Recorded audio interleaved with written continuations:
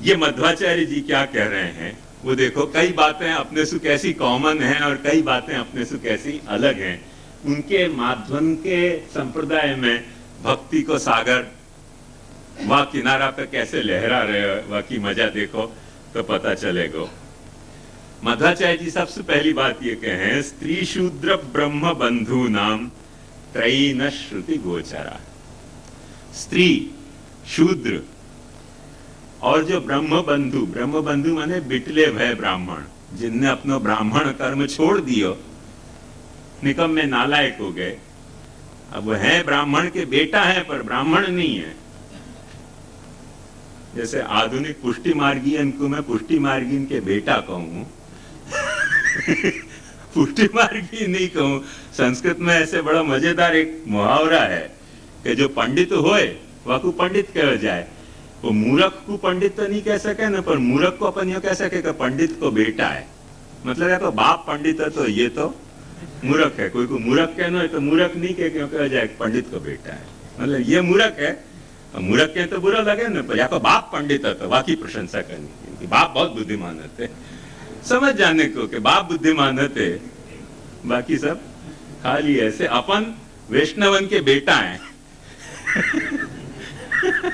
अपन खुद वैष्णव होते तो महाप्रभु जी की बात अनुसरते न, महाप्रभु जी को उपदेश अनुसरते। अपन महाप्रभु जी को उपदेश अनुसरे नहीं है करके अपन वैष्णव नहीं है, पर वैष्णव पुत्र हैं अपन भी।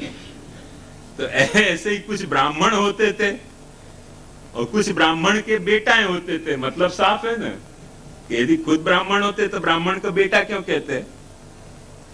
ये ब्राह्मण के बेटा को भी शास्त्र कहे कि तुम वेद नहीं पढ़ सको।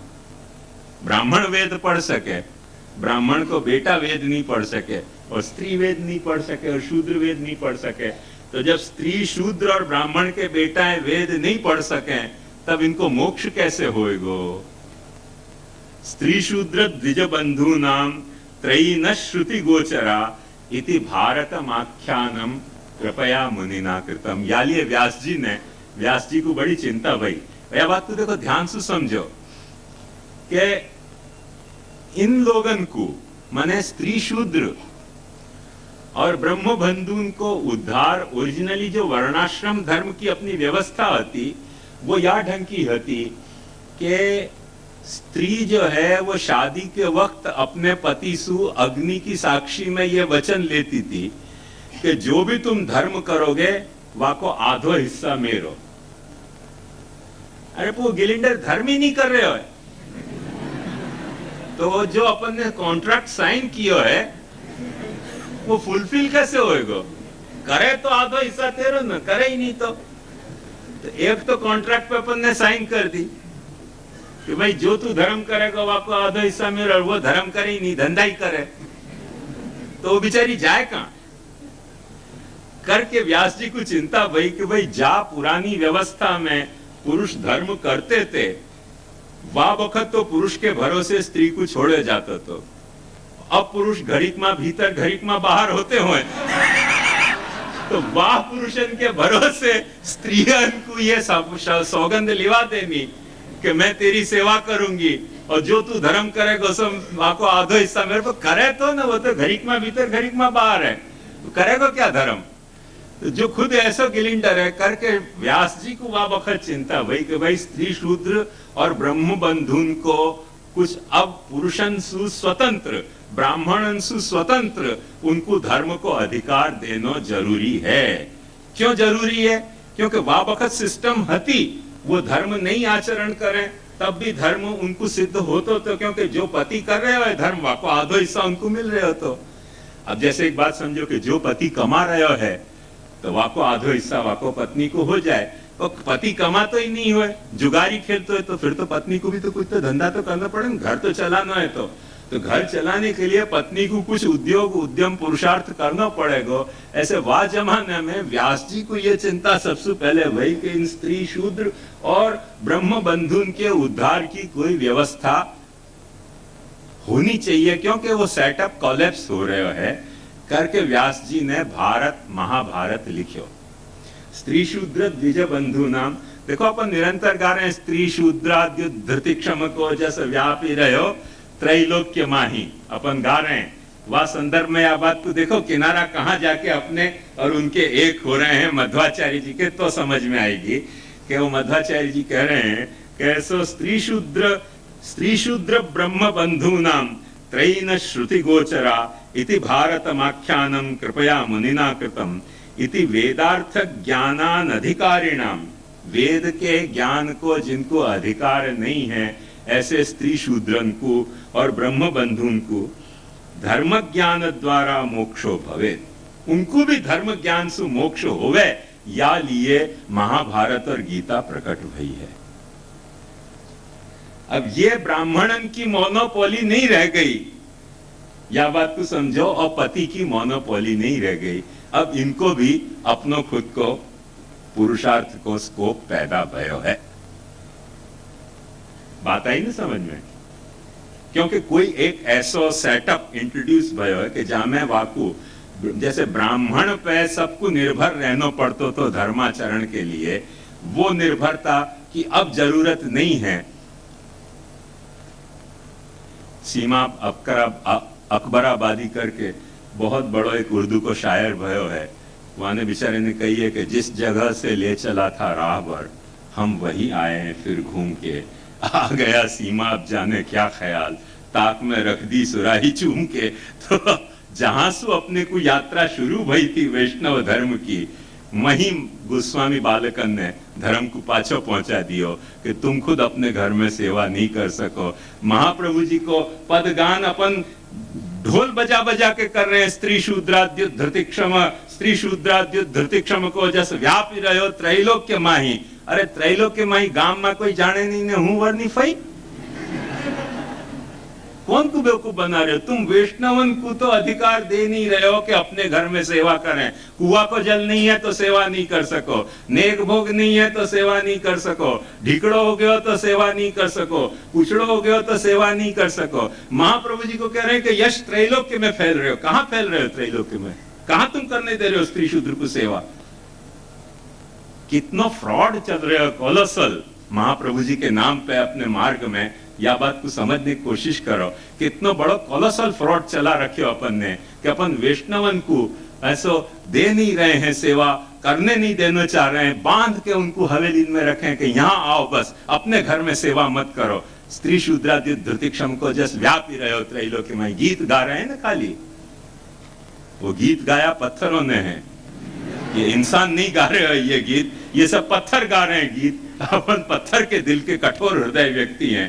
अपन यदि सचमुच में इंसान को हृदय अपने दिल में होता तो अपना दिल या से दुखी होना चाहिए तो कि जो महाप्रभु जी को जश हतो वह को अपन ने कैसे क्रूरतासु निष्ठुरतासु अपयश में बदल दियो है कि जो महाप्रभु जी ने अधिकार सबको दियो तो कि हर व्यक्ति अपने घर में अपनी सेवा कर सके, पत्नी को पति पर निर्भर रहने की जरूरत नहीं है, ऐसो ब्राह्मण पे निर्भर रहने की माने क्षत्रिय वैश्य शूद्र को जरूरत नहीं है। हर व्यक्ति कृष्ण के साथ अपना सीधो संबंध स्थापित करके सीधी सेवा शुरू कर सके। वो सब नल एंड वॉइड करके कैंसल करके फिर पाछो हवेलीन के द्वारा ही तुम सेवा कर सको। तुमको जो मछली भोग धरनी है तो यहाँ भोग धरो, यहाँ पैसा नोंधाओ। ये क्या धंधा, तुमको पैसा को इतनी हाय हाय चल गई, पर तुमने महाप्रभु जी को कभी सिद्धांत, महाप्रभु जी के यश की तुमने कभी गरिमा नहीं सोची कि तुमने कितना खंडन किया महाप्रभु जी के गौरव को, स्त्री शूद्रादि धृतिक्षम को तुमने या तरह से अक्षम बना दिया। तुमको शर्म नहीं आई महाप्रभु जी के वंशज होके और महाप्रभु जी के अनुयायी होके? धिक्कार है अपने को, सचमुच में सोचें तो अपने को धिक्कार है कि अपन महाप्रभु जी के वंशज और अनुयायी होके महाप्रभु जी को यश को अपन ने कितनी निष्ठुरता से अपयश में बदलियो है। पर अपने से ज्यादा मध्वाचार्य बात को कबूल कर रहे हैं, अपने से ज्यादा मध्वाचार्य बात को कबूल कर रहे हैं कि स्त्री शूद्र द्विज बंधु नाम त्रयी न श्रुति गोचरा इति भारतमाख्यानम कृपया मुनिना कृतम। ये गीता प्रकट होने के बाद स्त्री शूद्र और द्विज बंधुन को अपने पति और ब्राह्मणन पर निर्भर होने की जरूरत नहीं रह गई है। अपने ज्ञान सु, अपने पुरुषार्थ सु, अपना आध्यात्मिक उन्नति करने के लिए वो सक्षम है, सक्षम है, सक्षम है। पुरोहिताई को जो एजेंसी है वह की मोनोपोली खत्म हो गई है। हमको कोई धंधा करना नहीं आवे करके फिर हमने एजेंसी पैदा करके तुमको मिसगाइड कर रखे है। वो कथा हमारी निर्बलता है, और तुम क्योंकि सब बनिया हो तो तुमको परचेस करने में मजा आवे करके धर्म भी परचेस करना मिले करके तुमको पसंद आ गया है। ये बनियागिरी है तुम्हारी, पुष्टि मार्गिकता नहीं है। यदि जा वक्त या बनियागिरी से तुम बाहर उभरोगे ना तो तुमको ये रहस्य समझ में आएगा कि महाप्रभु जी का सिद्धांत ऐसा नहीं है। तो स्त्री शूद्राद्य धृतिक्षम है अपनो महाप्रभु, और वो अपने से ज्यादा अपन कह रहे हैं, वह से ज्यादा श्री मध्वाचार्य जी यह बात को कह रहे हैं। देखो वो याद बात को ज्यादा, उनके यहाँ बहुत सुंदर एक प्रसंग है यह बात को। देखो बताऊं आपको कैसे, कि कनकदास करके भक्त थे मच्छी मार, मध्वाचार्य जी के, मध्वाचार्य जी के माध्व संप्रदाय के हते, और महाप्रभु जी के जो दादा गुरु माने महाप्रभु जी के विद्या गुरु माधवेंद्र सरस्वती और उनके गुरु व्यासराय स्वामी, वो व्यासराय स्वामी के शिष्य थे कनकदास जी। तो वो मच्छी मारते थे, नॉनवेज बातें हो। कोई ने जाके व्यासराय स्वामी को रिपोर्ट करी कि तुम्हारो शिष्य होने के बावजूद यानी अभी मच्छी मारने को धंधा बनने के, बेचारे जन्मजात मच्छी मारा तो दूसरा धंधा करे कौन सा। तो मच्छी मारते थे। व्यासराय ने कहा कि चलो अपन चलें साथ। तो मच्छी मार के जब आ रहे थे, वहां समुद्र किनारे कर्नाटक की कोस्ट पे, कोस्टल एरिया पे मच्छी मारने को बहुत ज्यादा अखो प्रकार है। तो उनको जाके पकड़ो, ये ऐसे झोली लटका के ले जा रहे थे। उनकी झोली में क्या है? उन्होंने कहा क्षमा करो। उन्होंने कहा नहीं दिखाओ हमको, खोल झोली। झोली खोली तो मछली के बजाय 4 वेद निकले वहां में से, ऐसी उनकी यहाँ की बात है। 4 वेद निकले, मार के मछली आए थे। भक्त की महिमा वहां कैसे बताई है कि स्त्री शूद्राद्य धृति क्षमा, मछली मार शूद्र जाति को है। उनने जब झोली खोली तो हमें मछली मरी भाई मछली निकलने के बजाय 4 वेद निकले। उनने की भागो यहाँ से, मछली मार के जाली में मछली के बजाय वेद फंस गए है। वो सब घर भेगे हो गए ब्राह्मण। उनने की यहाँ बात करने लायक मुआजना नहीं है। स्त्री शूद्राद्य धृति क्षमा की मैं बात बता रहा हूँ, वार्ता आपको कैसे ढंग से वो कहे हैं। और आज भी उडुपी जाओ तो देखने लायक स्थिति है वहां कि उनको दर्शन मंदिर में अलाउ नहीं होते, क्योंकि वो मछली मारे थे। तो मंदिर में एंट्रेंस ब्राह्मण आचार के हिसाब से एंट्रेंस नहीं अलाउ होता। तो मंदिर के पिछवाड़े बैठ के वो ठाकुर जी के पद गाते थे। ठाकुर जी के पिछवाड़े बैठ के पद गाते थे। सो मंदिर की आखिरी मूर्ति, वो बंधे भाई कृष्ण की मूर्ति फिर गई और पूरब के बजाय पश्चिम को में मुख हो गए, और वहां दरवाजा टूट के उनको दर्शन हो गया। सो आज तक वो ठाकुर जी उल्टे ही विराजे हैं, कनकदास जी की याद में। कनकदास जी की याद में मंदिर याद तरफ है और ठाकुर जी उल्टे विराजे हैं। जैसे मैं यहाँ बैठने के बजाय यहाँ बैठ जाऊं तो कैसा सीन होगा? या तरह से ठाकुर जी उल्टो विराजे हुए है। वहां मंदिर या तरफ है, द्वार या तरफ है, ठाकुर जी से उल्टो विराजे है। स्त्री शूद्राद्य धृति क्षमा, वो लोग स्त्री शूद्राद्य धृति क्षमा को अपने से कितनी सच्चाई से पाल रहे हैं। और अपन कह रहे हैं कि व्यापी रहे हो त्रैलोक्य माही, और अपने यहाँ सारों को उभांडे चल रहे हो कि वाकू करने ही नहीं देनो सेवा, करो ही नहीं देनो, जो कुछ करो सो हमारे ही थ्रू करो, हमारे बिना ठाकुर जी तुम्हारा अंगीकार ही नहीं करेंगे। कौन सा नाटक चला रखे है, कितना वल्गर नाटक अपन ने चला रखे है महाप्रभु जी के नाम से। ये बात समझो तो समझ में आएगा कि स्त्री शूद्र ब्रह्म बंधु नाम त्रयीन श्रुति गोचरा इति भारतमाख्यानम कृपया मुनिना कृतम इति वेदार्थ ज्ञानानधिकारिणाम स्त्री शूद्रादीनाम धर्म द्वारा मोक्षो भवेद इति पूर्व षट्के ज्ञानोपायोक्ति। श्री मध्वाचार्य कह रहे हैं कि जो पहले के 6 षट्क हैं उनमें ज्ञान को उपाय बताया गया है। द्वितीय षट्के साधनोक्ति, वो ज्ञान किन साधनन से मिलेंगे वो साधन बताया गया है। और तृतीय षट्के प्रागुक्त प्रपंचनम, और तृतीय षट्क में जो तीसरो मन है 13 से लेके 18वां जो षट्क है वहां में ये 12 अध्याय में जो कुछ बतायो वहां को फिर वही को विस्तार किया है। ऑलमोस्ट श्री मध्वाचार्य जी को अप्रोच या बारे में ऐसा है कि पहलो षट्क सूत्र है, दूसरो षट्क वृत्ति है और तीसरो षट्क वाको भाष्य। या बात को समझाने के लिए श्री मध्वाचार्य क्या कहें कि आचारस्य ज्ञान साधनतया, आचार जो है वो ज्ञान को साधन है, क्योंकि अनाचारी को ज्ञान नहीं हुआ है। तो आचारस्य ज्ञान साधनतया ज्ञाना भावे भजना भाव, जिसको ज्ञान नहीं है वो भजन ही नहीं कर सकेगा। वाके लिए उनको बहुत सुंदर श्लोक है, तुम लिख के रखो, देखो मजा आएगी कि बिना ज्ञानम कुतो भक्ति, कुतो भक्तिम बिना चतत। ज्ञान के बिना भक्ति कैसे होगी और भक्ति के बिना ज्ञान कैसे होगा? ज्ञान और भक्ति या तरह अन्योन्याश्रित वस्तु हैं। देखो ध्यान से देखो, महात्म्य ज्ञान पूर्वस्तु सुदृढ़ सर्वतोधिक स्नेहो भक्ति रीति प्रोक्त। ये जो महाप्रभु जी को भक्ति को किनारा है, वहां पे मध्वाचार्य जी को भी, मध्वाचार्य जी भी टहल रहे हैं, वहीं टहल रहे हैं।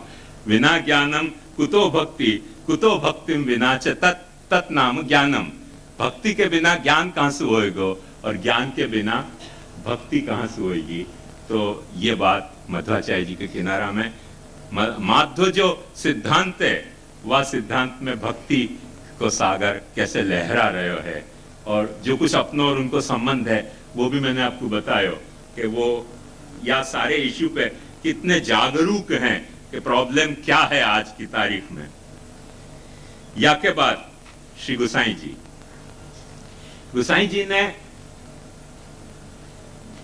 गीता पे लिखने को उपक्रम किया, तो पर एक अध्याय से ज्यादा वो टीका आगे लिख नहीं पाए श्री गोसाई जी।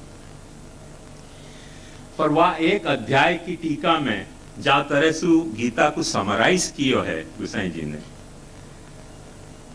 वो समरी अपने सौभाग्य से आज भी अपने को उपलब्ध हुए है। और वह समरी में श्री गोसाई जियों के हैं कि प्रवृत्ति धर्मम निवृत्तिमिष्टाम सुदृढ़ाम निस्संदिग्धाम हरेर जगौ सांख्य योगौ रहस्यंच रहस्यतममेव च अन्योन्याधिक्य निर्धारो ज्ञान विज्ञानयोरपि स्वस्वरूप विनिर्धारो भजनेतर निर्णयौ तद्धेतुर्गुण वैधर्म्यम सर्वशास्त्र विनिर्णय। एक छोटे से गागर में कैसी सागर समा रखो है शिव साई जी ने। प्रवृत्ति धर्म भगवान ने बतायो है। मैं हर वक्त देखो गीता में यह बात को पसंद करूं कहना कि गीता कोई एक दवा की नीम हकीम खतरे जान नहीं है। ये पूरा मेडिकल स्टोर है जहां में कई रोगन की कई दवाई हैं।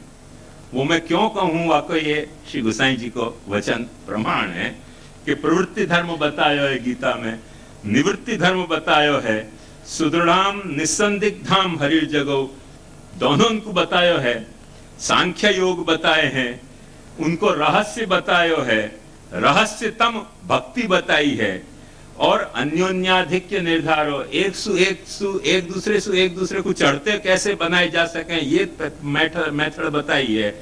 ज्ञान विज्ञान यूरोपी स्वस्वरूप विनिर्धारो, और अपने स्वरूप को स्वस्वरूपानुसंधानम भक्ति रीत्य विधीयते। याद करो शंकराचार्य जी को वचन, तो स्वस्वरूप विनिर्धारो भजनेतर निर्णय, और भजन को और भजन अभजन को दोनों प्रकार भी बताए हैं भगवान ने।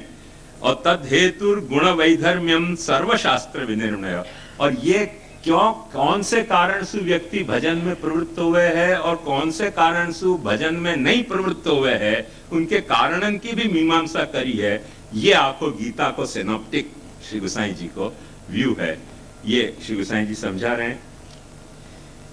या के बाद कल या परसों पता नहीं आया है कि नहीं आया है, पूछोगे तो चैतन्य संप्रदाय को क्या ख्याल है भक्ति के बारे में, चैतन्य संप्रदाय क्या कह रहे हो, वो भी बहुत सुनने लायक बात है।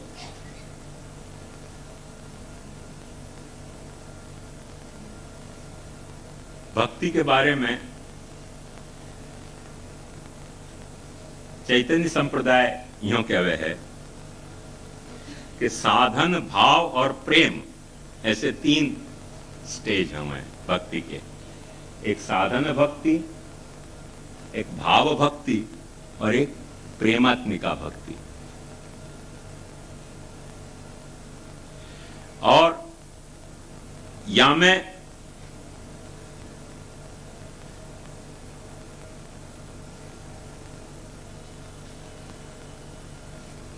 जो भाव है वह भाव के लेवल पे चैतन्य महाप्रभु ऐसे माने हैं, जो अपनो ख्याल है कि आत्मरति प्रत्येक आत्मा में निगूढ़ भरी भई है, नित्य सिद्ध है। भक्ति पैदा नहीं हुए है, भक्ति प्रकट हुए है। पैदा होनो और प्रकट होने में अंतर कितनो? बात ध्यान समझो कि सोना की खान में सोना पैदा नहीं हुए है, खोदने पे सोना मिले है। और कुम्हार के यहाँ घड़ा मिले नहीं है, घड़ा को घड़ो जाए है। तो घड़ो जानो एक प्रकार है सामने आने को, और खोदे जाने पे मिल जानो दूसरो प्रकार है। तो भक्ति अपने यहाँ आत्मा में, जैसे सोना की खान में सोना भरो भयो हुए, खोदो तो मिलेगो, जिन खोदा तिन पाइया, खोजा तिन पाइया, गहरे पानी पेट। ऐसे अपनी आत्मा में आत्मरति कूट कूट के भरी भई है, पर जो खोज पावे वाकू मिले, जो नहीं खोज पावे वाकू नहीं मिले। वह ढंग सु चैतन्य संप्रदाय की भी यह धारणा है कि भाव जो है वो नित्य सिद्ध है। भाव नित्य सिद्ध है, वाकू पैदा नहीं किया जा सके है। भाव तो सब में है और है, पर वाकू प्रकट किया जा सके है प्रकट करने के उपायंसु। और वो प्रकट करने के उपायंसु प्रकट किया जा सके है, वो उपायन को साधन भक्ति कहा जाए है। और जो प्रेम है वो जब प्रकट भाव जब खिल गयो पूरो, तो वो प्रेम कहा जाए। ऐसे साधन, भाव और प्रेम बेसिक उनने भक्ति के 3 स्वरूप बताए हैं। और यह 3 स्वरूप में बंगाली भाषा एक तो इतनी मीठी है ना, तो बोलने में भी मजा आवे। तो चैतन्य महाप्रभु आज्ञा करे हैं कि नित्य शुद्ध कृष्ण प्रेम साध्य कबू नय। कृष्ण प्रेम जो है वो तो नित्य सिद्ध है, वो तो साध्य तो हो ही नहीं सके। साध्य कबू नय। श्रवणादि शुद्ध चित्ते करये उदय। शुद्ध चित्त से तुम श्रवण कीर्तन जो नवदा भक्ति मैंने बताया ना, वो करोगे, माने धंधा की इस तौर पे नहीं। अब ये जैसे अपने यहाँ दुर्गति भई है ना, ऐसे चैतन्य संप्रदाय में भी दुर्गति भई है, रेस्टोरेंट चल रही हैं। वो अपनी है ऐसी बात नहीं है, कहाँ मैखाने का दरवाजा और कहाँ गालिब। मगर हाँ इतना जानते हैं कि वो जाता था और हम निकले। तो ये धंधा जो है भक्ति को अपन ही कर रहे हैं ऐसे नहीं है, और भी अपने साथी हैं या बारे में। कहीं गोविंदा रेस्टोरेंट है, कहीं कोई रेस्टोरेंट है, सब तरह को धंधा वहां भी चल रहा है। वो कथा चैतन्य महाप्रभु की नहीं है, वो आधुनिकन की कथा है। मूल जो शुद्ध कथा है वह बात को समझो। शुद्ध कथा के हिसाब से श्री चैतन्य महाप्रभु के हैं कि श्रवणादि शुद्ध चित्ते, शुद्ध चित्त सु श्रवण कीर्तन स्मरण पाद सेवन अर्चन वंदन दास्य सख्या आत्म निवेदन तुम करोगे, तो वो प्रेम जो हृदय में भरो भयो है अपने आप उभर जाएगा। जैसे खान में खोदवे सु सोना मिल जाए वाठन सु। वाके बाद वो भेद करे हैं, एक वैधि भक्ति रागानुगा भक्ति आर। ये जो श्रवणादि नवविध भक्ति है, जाको अपने यहाँ शास्त्रीय भक्ति अपन ने कही, वाको वो वैधि भक्ति कहें। वैधि माने शास्त्र में विधान जाको है ऐसी भक्ति। और दूसरी भक्ति वो कहें कि रागानुगा है।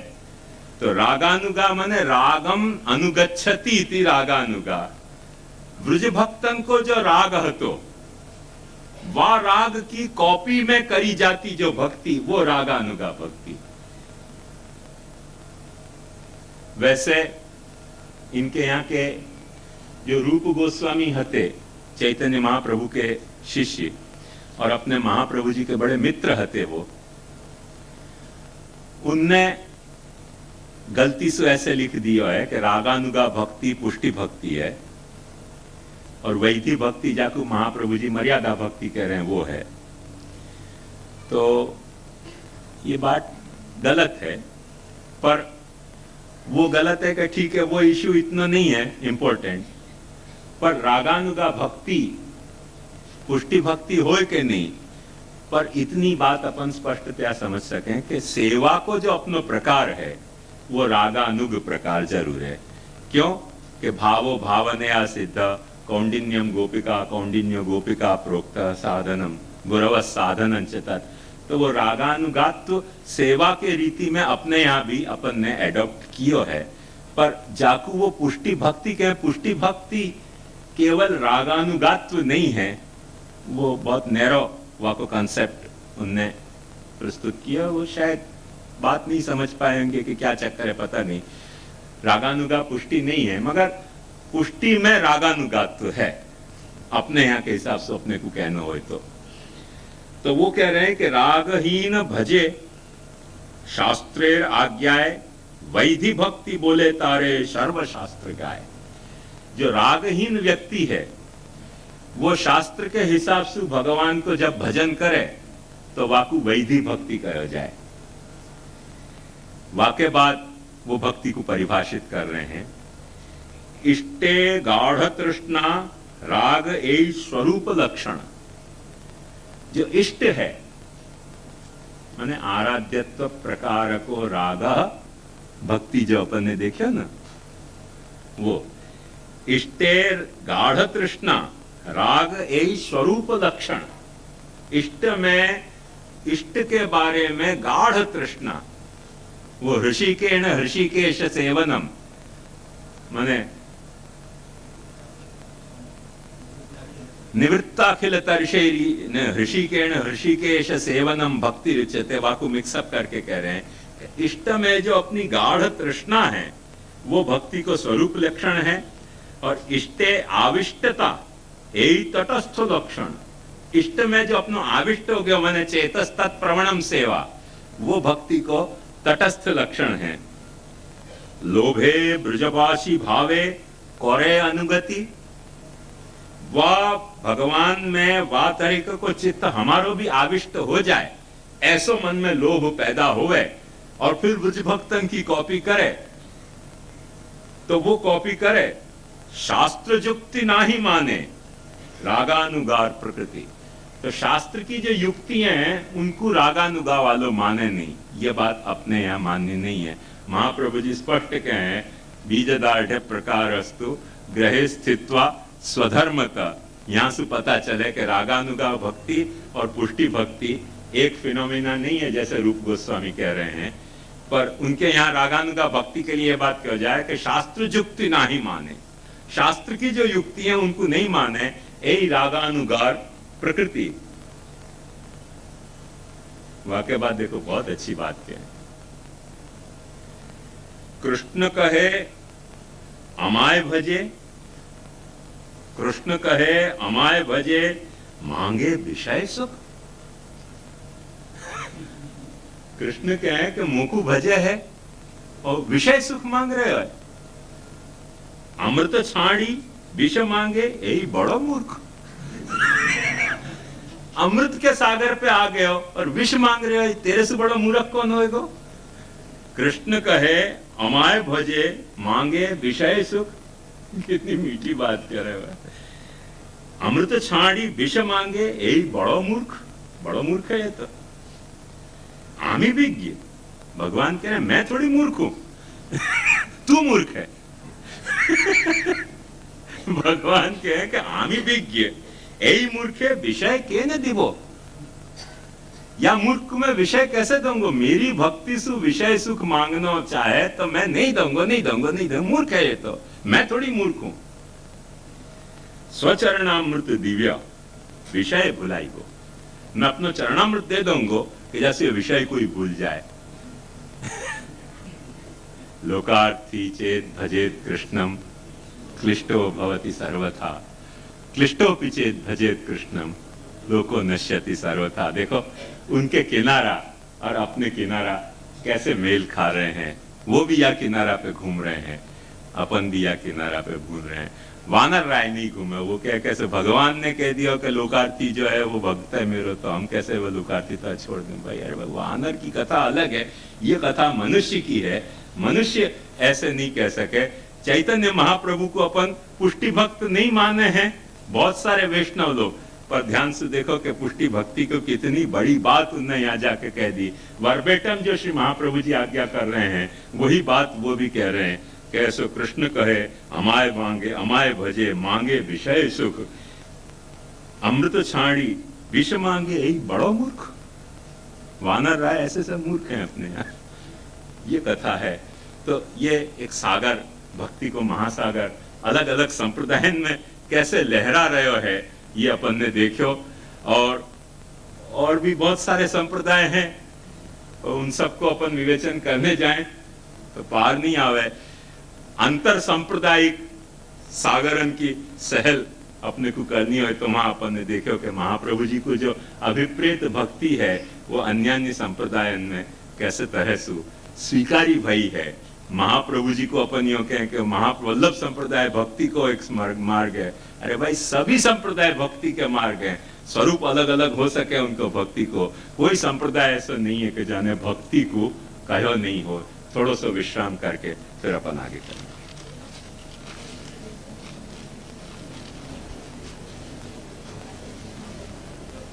भक्ति को बेंचमार्क तत्त भक्त सु जुड़े है। जैसे कीर्तन भक्ति श्री शुद्धदेव जी की रिकॉग्नाइज है, तो कौन से फैक्टर कैरेक्टर उनकी भक्ति को मेरिट है। सेकेंडली, इनकी भक्ति अपने आप में इंस्टीट्यूशन से कम नहीं है, तो वहां नवधा भक्ति की इंटीग्रिटी कैसे समझ में आवे।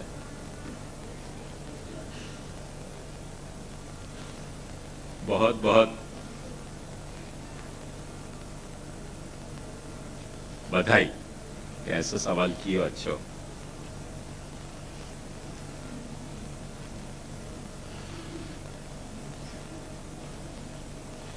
सबसे पहली बात तो यहां में यह है कि नवधा भक्ति को इंटीग्रिटी को ब्रेक नहीं करना, ये साधना अवस्था की बात है।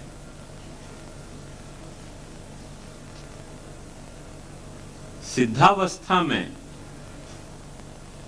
पूरी नवधा भक्ति भी कैंसल हो सके है, और नवधा में से 1, 2, 4, 5 जितनी अपना नहीं है उतनी अपना ही भी जा सके ऑब्सेशन के तौर पे। मुख्य रहस्य में यह है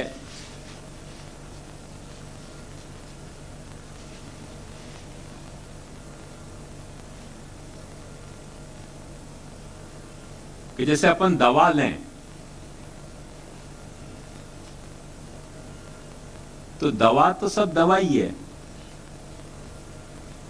पर एलोपैथी में भी और होम्योपैथी में भी वहां के पावर्स तो अलग अलग हुए ना। तो कौन से दवा को कितने पावर में लेनी, वह पावर को यदि तुमको विवेक नहीं है और भलते ढंग से तुमने दवा ली, तो जो दवा जार रोग की दवा है वह दवा से नुकसान भी हो सके। जैसे एंटीबायोटिक्स के लिए स्पष्ट ये कहा जाए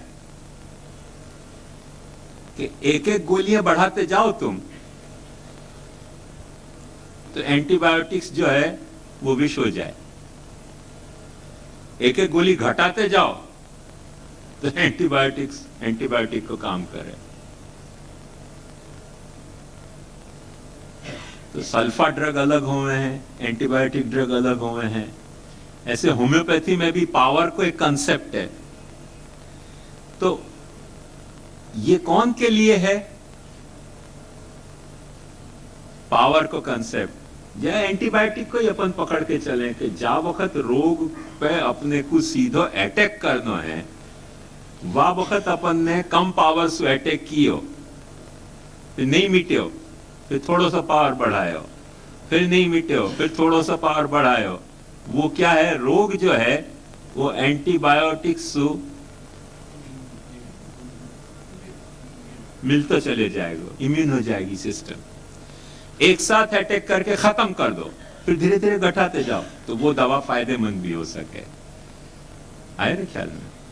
ऐसे ही नवधा भक्ति को जो इंटीग्रेशन को जो ख्याल है, वो एक साथ एंटीबायोटिक ख्याल है कि भाई तुम अपने सारे काम में उलझे भय हो, उन सारे कामन में से 9 प्रकार से तुमको 9 दिशा से अटैक करके भगवान से जोड़ दिया जाए।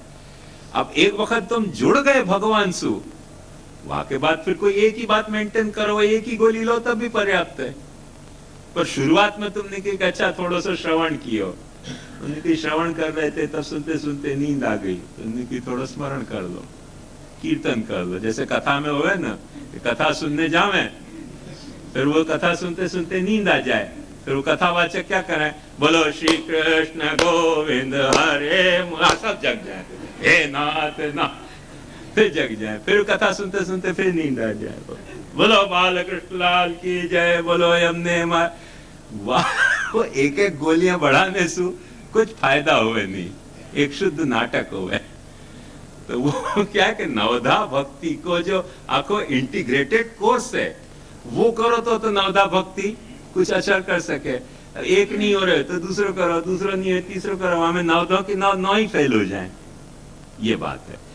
सुखदेव जी को एक भक्ति पोसाती थी, क्योंकि उनने काफी चीज पे काबू पा लियो। तो आत्मा रामश्च मुनय निर्ग्रंथा उप्यरुक्रमे कुर्वन्त्य हेतु किम भक्तिम इत्थम भूत गुणो हरि। तो उनको वो पोसावे, अपने को ये डिसइंटीग्रेशन पोसाएगा नहीं। बेसिक बात एक तो ये है। इनकी भक्ति अपने आप में इंस्टीट्यूशन से कम नहीं है। भाई मैं एक सच्ची बात बताऊं, सोशल कुछ जो अपने फंक्शन है और सोशल जो अपनी एक्टिविटीज हैं, वहां में इंस्टीट्यूशन बड़ा अच्छी चीज है और बड़ा उपयोगी चीज है, और जाकि बहुत सारी प्लस साइड हो सके हैं। पर प्रेम को कोई इंस्टीट्यूशन खोले तो ब्रॉदल हाउस ही लगे, इंस्टीट्यूशन नहीं लगे। प्रेम तो पर्सनली हो सके ना। तो मैं इंस्टीट्यूशन को भक्ति के संदर्भ में बतौर गाली कह रहे हूं, सो मैं नहीं मानूंगा कि सुखदेव जी कोई इंस्टीट्यूशन होते। वो तो एक प्रेम को चलतो फिरतो स्वरूप है। ऐसे नहीं है कि इंस्टीट्यूशन हर सिचुएशन में खराब है, पर प्रेम के संदर्भ में इंस्टीट्यूशन खराब वस्तु है। हवेलीन को मैं जो इतनी गाली दूं वो यही लिए कि ये प्रेम को इंस्टीट्यूशनलाइजेशन है, as much vulgar as a brothel house. ये मेरा स्पष्ट ओपिनियन है। तो महानवधा भक्ति की इंटीग्रिटी कैसे समझ में आ रहा है? भाई इंस्टीट्यूशन है ही नहीं, तो नवधा भक्ति की इंटीग्रिटी को कोई वहां सवाल पैदा नहीं हो रहा।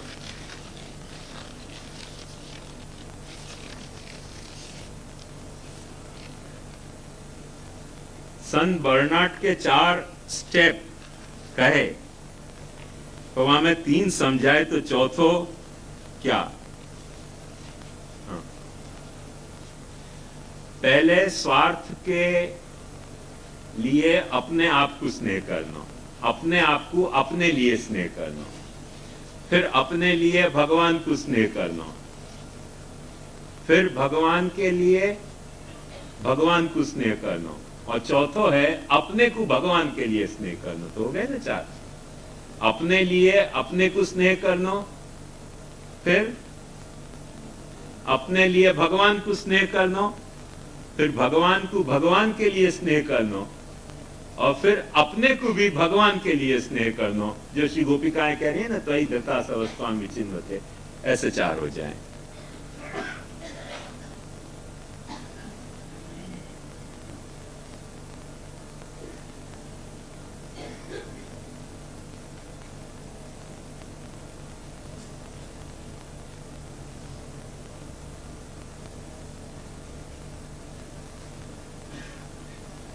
એ क्या है आपे समझाव्યું કે મામ પશ્યતિ સર્વત્ર આઈક્યુ મયી પશ્યતિ સર્વમ ભક્તિ દૃષ્ટિ और વ્રજ તો ઘરમાં જ પીક્યુ આપશ્રીએ આદર ભીટી માટે કહેલ કે બંને થોડા થોડા હોવા જોઈએ પણ આપશ્રીએ કહ્યું કે હનીમૂન વખતે કુંડાલાની વાત કરી તો વૈષ્ણવ છટકબારીને પકડી રાખીને પીક્યુને ભૂલી જાય છે તો બંધારણ થોડું કડક હોવા જોઈતું હતું.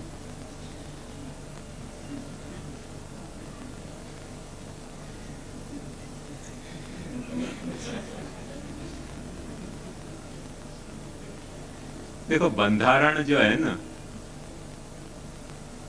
एक शब्द में बंधे भय नियम, एक व्यवहार में बंधे भय नियम, एक बुद्धि में बंधे भय नियम, एक हृदय में बंधे भय नियम और एक अपनी पर्सनालिटी में ओतप्रोत भय नियम. मैं समझू बंधारण को गुजराती मतलब नियम ही होतो होएगो. कॉन्स्टिट्यूशन, तो कॉन्स्टिट्यूशन जो है वो वर्बल भी हो सके है, कॉन्स्टिट्यूशन जो है वो इंटेलेक्चुअल भी हो सके है, कॉन्स्टिट्यूशन जो है वो सेंटिमेंटल भी हो सके है और कॉन्स्टिट्यूशन जो है वो अपनी पूरी पर्सनालिटी में ओतप्रोत हो जाए, ऐसा भी कॉन्स्टिट्यूशन हो सके. जो भी वर्बल कॉन्स्टिट्यूशन है वो कितनों भी कड़क बनाओ, जब तक आदमी के दिल में वो कॉन्स्टिट्यूशन नहीं है, दिमाग में वो कॉन्स्टिट्यूशन नहीं है, तो कड़क बनाओ कि सरल बनाओ बस कुछ फर्क नहीं पड़े. मैं एक बार अहमदाबाद से किशनगढ़ जा रहे हो तो फर्स्ट क्लास की टिकट हो, कोई थर्ड क्लास की टिकट नहीं. मेरे सामने की सीट पे एक भाई बैठे थे, कुछ खाते जा रहे थे, फू फू करके थूकते जा रहे थे. भाई घड़ी घड़ी नीचे थूके, अपने भी तो वहीं से गुजरना है. कुछ एक थोड़ी देर के बाद मेरी धीरज छूट गई, और धीरज छूट गई तो मैंने भैया मैं थूको तो मत, या बारी में से क्यों नहीं थूक दो. तो एकदम नाराज होकर बोले किसके बाप की ट्रेन है. मैंने कहा आपके बाप की ट्रेन है, पर थूकने के लिए तो नहीं है ना. मैंने कब दावा किया कि मेरे बाप की ट्रेन है, मैं आपके बाप की ट्रेन, पर बाप की ट्रेन पे थूके क्यों है. वो क्या कॉन्स्टिट्यूशन नहीं है, बारी में से थूक सके तो थूक सके, पर वो नहीं थूकना और सामने ही थूकना. कॉन्स्टिट्यूशन नहीं है तो क्या करे आदमी. आदमी की ऐसी लाचारी है. तो वो लिखो भयो होए तो लिखो भयो होए. हमारे प्रथमेश काका जी ने मंदिर पे लिखवायो तो कि ये मंदिर की दीवार है, यहाँ थूकना मना है. और इतना थूक्यो कि पाटिया ही बांचना बंद हो गया. क्या करे आपको. इतना थूक्यो वहां पे को दिखना ही बंद हो गया पाटिया. जब कौन अपन बंधारण तो कठोर भी कर दें, तो कठोर बंधारण जब तक अपने दिमाग में नहीं है, अपने दिल में नहीं है, अपने पर्सनालिटी में नहीं है, तो न कठोर बंधारण काम आवे है, न जो है वो सरल बंधारण काम आवे. जो आवश्यकता है वो पर्सनालिटी में वाकई इन्वॉल्व हो जाने की है.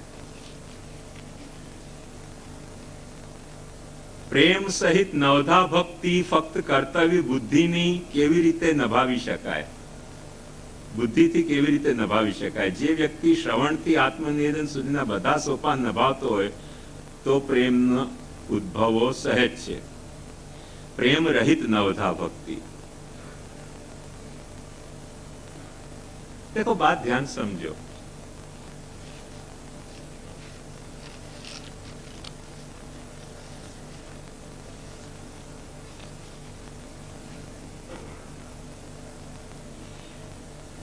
एक लव मैरिज हो, एक अरेंज्ड मैरिज हो. आज तो अरेंज मैरिज में वो एक दूसरे से बात भी कर लें होटलन में जाके और गार्डन में जाके.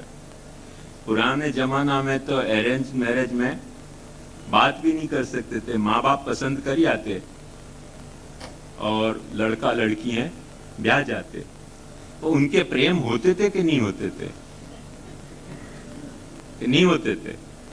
कोई भी बूढ़ा बूढ़ी इनको पूछ लो तुम्हारे प्रेम हते कि नहीं आपस में? यदि कहें के हते और अरेंज मैरिज में हते तो उनने आपस में एक दूसरे की नवधा भक्ति की होगी, तभी तो प्रेम भयो होगा कि नहीं? तो शुरुआत में कोई शादी होते ही प्रेम प्रकट हो जाए, ये तो सहज संभव नहीं लगे। जब अपन ने देखी भी नहीं या देखो भी नहीं तो प्रेम कहां से भयो? तो भाई ब्याह दियो, साथ रह रहे हैं, साथ जग रहे हैं, साथ सो रहे हैं, साथ उठ रहे हैं, साथ खा रहे हैं, खाते खाते खाते वो प्रेम हो जाए। तो वो अरेंज मैरिज की कथा आती है। लव मैरिज की कथा ऐसी है कि लव पहले हो जाए और जब मैरिज हो तब लव पूरा हो जाए और मैरिज रह जाए। लोग समझे कि ये गले पड़ गई आफत आके, क्योंकि लव तो पहले ही हो गया, फिर तो बचे मैरिज। वो मैरिज तो बड़ा भारी बंधन रूप हो जाए ना। तो अरेंज मैरिज में और लव मैरिज में क्या तो कि मैरिज पहले हो जातो करके बाद में लव होतो। तो अब लव मैरिज में लव पहले हो जाए और मैरिज बाद में हो जाए, तो जरूरी नहीं है कि ऐसो प्रेम रहित नवधा भक्ति हो नहीं सके। मैं समझू मैंने अपने आप को स्पष्ट किया। शंकराचार्य के मत्सु ज्ञान अभेदावगाही और स्नेह भेदावगाही, श्री महाप्रभु जी के मत्सु ज्ञान भेदावगाही और स्नेह अभेदावगाही, ये बात समझ में नहीं आई, फिर से करूंगा। या बात को तो अपने को डिस्कस करनी है। स्नेह में अभेद को भाव निष्काम भक्ति को राक्षे अने भेद सकाम भक्ति करावाशे केवी रीते? अभेद भाव जो है वो निष्काम या लिए करे क्योंकि काम को मतलब ही है दूसरे सु, और जब अपन दूसरों नहीं मान रहे हैं तो काम भी काम नहीं रह के जो है वो निष्काम बन जाए है। और निष्कामता भी जब दूसरे से अपन बरत रहे हैं तो वो कहीं न कहीं दूसरे के साथ जब तुम निष्कामता बरत रहे हो तो हमें कोई न कोई तरह का काम छुपे हुए हो रहा है। दूसरे को कंसीडरेशन ऐसे कोई को अपने से अलग समझनो। एक बात समझो, ध्यान से, पुष्टि मार्ग की सबसे बड़ी विडंबना आज की तारीख में यह है कि वैष्णव और महाराज दोनों आपस में एक दूसरे को महाप्रभु जी के अपन दोनों हैं ये नहीं समझ रहे हैं। दूसरों समझ रहे हैं, महाराज समझ रहे हैं वैष्णव कोई दूसरा फिनोमिना है जो हमारी सोर्स ऑफ इनकम है, और वैष्णव समझ रहे हैं कि महाराज कोई दूसरा फिनोमिना है जो हमारे गले पड़ गए हैं, आके माथे पड़ेला मुफत लाल है, तो निभाए बिना छूटका नहीं है करके इनकी निष्कामता भी सकामता को रूप ले रही है। और जहां एक दूसरे को अपन एक दूसरे को आपस में तदात्मक मान के चलें तो काम भी प्रकट होएगा ना। एक बात समझ कि जैसे पड़ोसी सु अपन ने नमक भी मांगते रहे ना, और एक दूसरे में तादात्म्य को भाव नहीं है तो नमक मांगने की भी मिर्ची लगेगी। मांगे अपन ने मीठा लगेगी वाकू मिर्ची के दररोज मीठू के मांगी जाए छे, नहीं लगेगी। और जहां एक दूसरे में तादात्म्य को भाव है तो तुम रसगुल्ला भी मांगोगे ना तो भी यूं नहीं लगेगा कि भाई कुछ गलत मांगे हो। ठीक है, एक दूसरे को अपन को आपस में है एक दूसरे को। तो जब अभेद भाव है तो निष्कामता भी जो है सकामता भी जो है वो निष्कामता बन जाए, और जहां भेद भाव है वहां सकामता भी निष्कामता भी सकामता बन जाए। अपनो व्यवहार ही ऐसा है, या बात को समझना चाहिए। मई सर्वम पश्यति એ સ્નેહનું દ્યોતન કરે છે કેવી રીતે वो मैं बताऊंगा फिर से। શું પુષ્ટિ માર્ગી વૈષ્ણવ દ્વારા પોતાના સત્વથી આવેલા અને સ્વમાર્ગની પ્રણાલી પ્રમાણે પુષ્ટ કરાવેલા સ્વરૂપની આદિ ભૌતિક માલિકી પુષ્ટ કરનાર ગોસ્વામી બાલકની હોય છે? શું ગોસ્વામી બાલક આને લાગતા આવા વચનામૃત જાહેરમાં કરે તો વાણીનો મલ ન કહેવાય? ये देखो, ये बात का प्रमाण है। आज या स्थिति में अपन पहुंच गए हैं कि बालक और गुसाई वैष्णवन के बीच में यह तरीके को भेदभाव हो गया है। बालक वैष्णव को एक्सप्लॉइट करना चाहे, वैष्णव बालक को एक्सप्लॉइट करना चाहे। जब अपन एक दूसरे के मानते होते तो ये प्रश्न ही पैदा नहीं होता, ये प्रश्न ही पैदा नहीं होता। पर जब अपन एक दूसरे को नहीं मान रहे हैं तब ये सारे झगड़ा पैदा हुए। ये जो प्रश्न है सचमुच में एक ट्रेजेडी है। पर एक बात ध्यान से समझो कि यदि वैष्णव ने ठाकुर जी अपने पधराए हैं, अपने सत्व सु पधराए हैं, वाकु बालक मांग रहे है कोई कारण सु, क्या कारण तो इनने भी स्पष्ट नहीं कियो, पर बाकी भौतिकी मालिकी कौन की है, तो ये पहले तो तू मैं हो गई ना, वैष्णव और बालक में करके झगड़ा पैदा भयो। तो देखो मैं एक सच्ची बात कह रहा हूं आपको, एक बालक होने के नाते, कि हम गुसाइयन के ठाकुर जी जितने वैष्णवन ने झूठे हैं और छीने हैं हमसु, उतने अभी हमने वैष्णवन के ठाकुर जी छीने और झूठे नहीं है। तुमने अपनी बेवकूफी सु माफ करियो, ठाकुर जी हमारे यहाँ पधरा दिए, हमने ग्वाल मंडली में पधराए और उनको पैसा खा गए, वो हमारी दुर्गति को स्वरूप है। पर ऐसे कोई स्कैर्स इंसिडेंट ऐसे होंगे, ये दुखद घटना है कि वैष्णव के घर में बिराते ठाकुर जी को बालक झूठना चाहे। पर ये एक हिस्टोरिकल फैक्ट है कि वैष्णवन ने बालकन के ठाकुर जी जितने छीने हैं बालकन सु, इतने अभी तक बालकन ने छीने नहीं है। हकीकत ये है, जैसे कि गुजराती में कहा जाए कि लोभिया ना गाम में धुतारा भूखे न मरे। हम लोग धन के लोभी हैं, या लिए वैष्णव धूर्तता करके हमारे ठाकुर जी पचा जाएं, पब्लिक ट्रस्ट करवा दें। वैष्णव लोग धर्म के लोभी हैं, करके धर्म करना नहीं है, करके गुसाई बालक धूर्तता करके और उनसे पैसा पड़वा दे सेवा के नाम पे, भक्ति के नाम पे। और या तरीके के दोनों ही लोभी हैं और दोनों ही धूर्त हैं। लोभी गुरु लालची चेला, दोनों नरक में ठेलम ठेला, ये अपने पुष्टि मार्ग की दुर्गति को इतिहास है। अभी हमें क्या कहनो, कैसे कहनो, कह पाना बहुत मुश्किल है। मारी फीलिंग्स वैष्णव जो कर्तव्य परायण थाय तो भक्ति मार्ग जो महाप्रभु जी तेना भक्ति भाव रूप कमल ने खिलवे छे, જ્યારે અહીં તો સેવા કરતા વૈષ્ણવને માથે લટકતી તલવાર રહે છે। એ ભાઈ એક સાચી વાત કહું, સેવા કરતા વૈષ્ણવને માથે ગોસ્વામીઓની લટકતી તલવાર છે અને સેવા કરતા ગોસ્વામીઓના માટે વૈષ્ણવની લટકતી તલવાર છે। मैंने 30 साल केस लड़े हो किशनगढ़ को कि मेरो ठाकुर पब्लिक को नहीं है, मेरो है।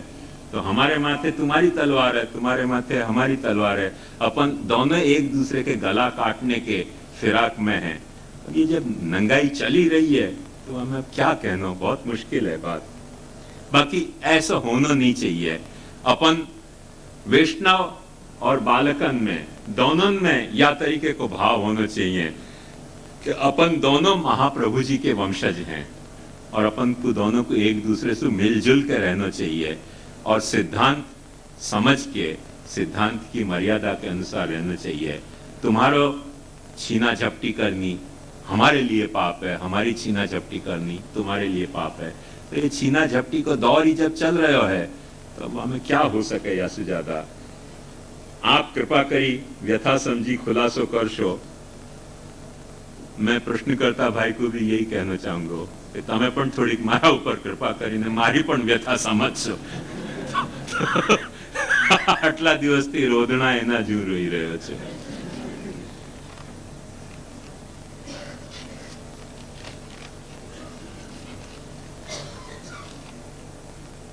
ये सब भक्ति के फैक्ट। ओहो, ये सब भक्ति के फैक्टर हैं, वो श्री महाप्रभु जी ने स्वीकार हैं, लेकिन इनमें से किसी को बांधे नहीं है कि यही फैक्टर से ही भक्ति हो सके। मैं ये जानना चाह रहा हूं कि महाप्रभु जी ने इन सब के अलावा कोई अपनी परिभाषा फिक्स की है कि ऐसी भक्ति हो सके, तो वो क्या? समझावा कृपा करशो, महात्मिक ज्ञान पूर्वस्तु सुदृढ़ सर्वतोधिक स्नेहो भक्ति रीति प्रोक्त। वार्ता में आवे कि डोकरी ने कहो कि पूतना से नहीं डरे और लीला से डर गए, प्रभु पधार गए। अरे भाई, तो हजी तो वर्णागी कन्याना मंडप સુધી પહોંચી જ નથી, બેન્ડ બાજા વાગી રહ્યા છે, તેમાં તમે આટલી ઉતાવળ કરશો કે હસ્તમિલાપ કરાવો, તો કેવી રીતે કરાવો? પ્રીમેચ્યોર છે। વર્ણાગી પહોંચી જાય કન્યા મંડપ સુધી, પછી આ વાત આવશે ને, હજી તો આપણે બેન્ડ બાજા વાગી રહ્યા છે। जीवोपात जनवच्छिन्न चैतन्य रूप दुखात्यंता भाव रूप स्वयं प्रकाश रूपता भक्ति रूप है या मुक्ति रूप है? मुक्ति को साधन यदि भक्ति है तो अलग होनी चाहिए।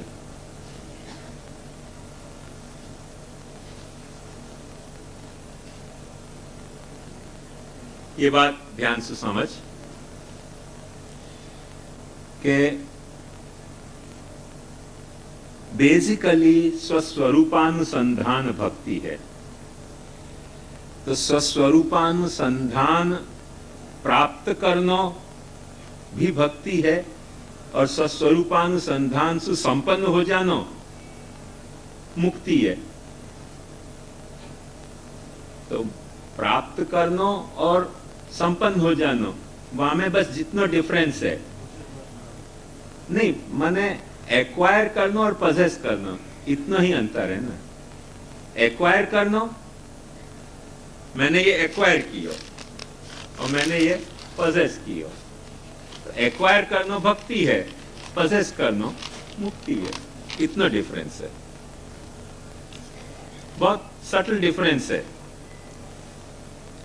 भक्ति केवी रीते प्राप्त थाय, आपश्रीना प्रवचननो खरेखर अर्थ मारी समझમાં આવેલ નથી। એ તો મને નથી આવે, તમને ક્યાંથી આવશે?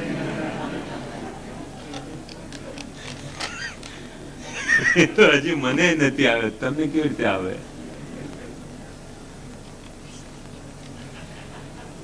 असमर्पित वस्तुनाम तस्माद वर्जनम आचरेत, आ મેન્ડેટરી આજ્ઞા છે। સિગરેટ આ વગેરે સમર્પિત ન કરી શકાતી હોય તો અશક્યોપદેશ કહેવાય। મેન્ડેટરી ન હોય તો સ્વધર્માચરણમ શક્યાની ઓછામાં ઓછી મર્યાદા કેવી રીતે નક્કી થઈ શકે?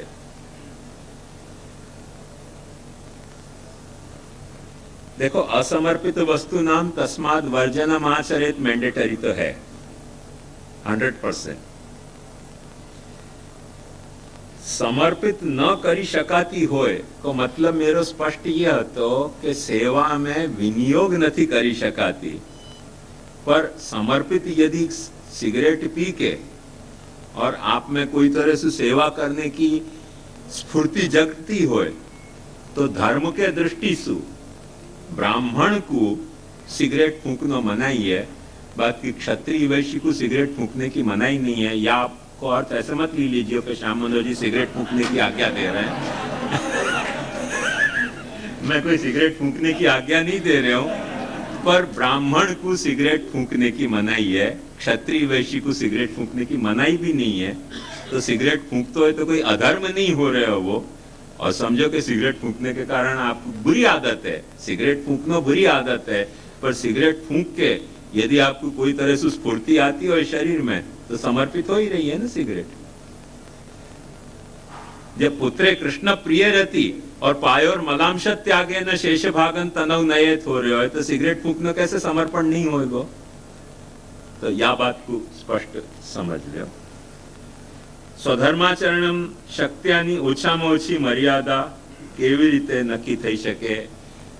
ये बिल्कुल इंडिविजुअल क्वेश्चन है, क्योंकि कुछ भी मैं मर्यादा नक्की करूं तो या तो वो कोई के लिए ज्यादा पड़ जाएगी या कोई के लिए कम पड़ जाएगी। ये तो from individual to individual differ होने वाला प्रश्न है। मैं समझू कि समय हो गया, अपन यहाँ रखें। एक प्रश्न और बाकी रह गया, कल करेंगे जरूर।